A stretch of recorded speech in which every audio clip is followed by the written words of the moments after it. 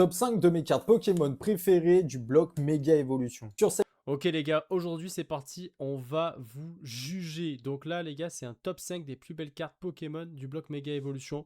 On va voir ce qu'il nous a mis un petit peu dans le ci on top. va rester sur les alternatives. Ok, On on va commencer commence. doucement avec Zoroark. Ok, on commence avec un Zoroark. Franchement, la carte est magnifique, rien à dire. Je trouve que les gens dorment sur cette carte, elle est tout simplement belle en vrai, hein. Je pense que si c'est pas un Dracofeu ou une autre carte, la carte elle va pas coûter 500 euros. Là, je crois qu'elle est dans les 150 euros, si je dis pas de conneries, vous me corrigerez si jamais dans les commentaires. Mais pour moi, la carte est incroyable. Il y a N, il y a Zoroark, c'est un giga oui. Franchement, elle est trop belle. J'aurais peut-être mis, peut-être même top 4, je sais pas perso. Qu'est-ce qu'on a après? Quatrième position, j'ai mis Mega Absol X. Mais voilà, mais quelqu'un en parle enfin. Méga Absol, je sais pas pourquoi. Cette carte, on dirait qu'elle est boudée. Je sais pas pourquoi. Vous avez des œillères, vous ne pouvez pas voir cette carte alors que cette carte est magnifique. Je sais pas, c'est peut-être parce que c'est le délire avec les ailes en mode méga, vous kiffez pas.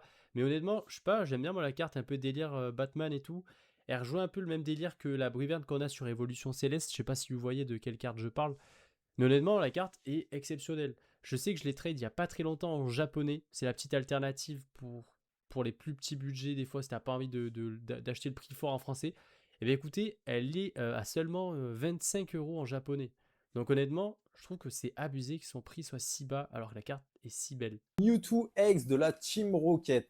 En top 3, le Mewtwo. Alors là par contre, je pense qu'on va pas être copains malheureusement parce que la Mewtwo, je vais pas dire que je la trouve dégueulasse, mais honnêtement, je la trouve pas oufissime. C'est Mewtwo, il y a Giovanni, on kiffe, Team Rocket, etc.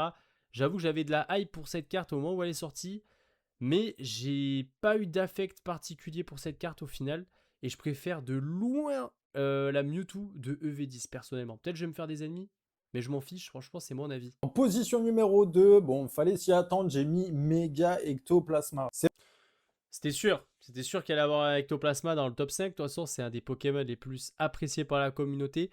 Je vais vous avoue une chose, j'ai complètement retourné ma veste sur ce Ectoplasma. À l'effet inverse du Mewtwo, où je le trouvais beau au moment où il a été annoncé, cet Ectoplasma, je l'ai trouvé dégueulasse. Vraiment, je n'aimais pas, j'étais un peu déçu de la carte et tout.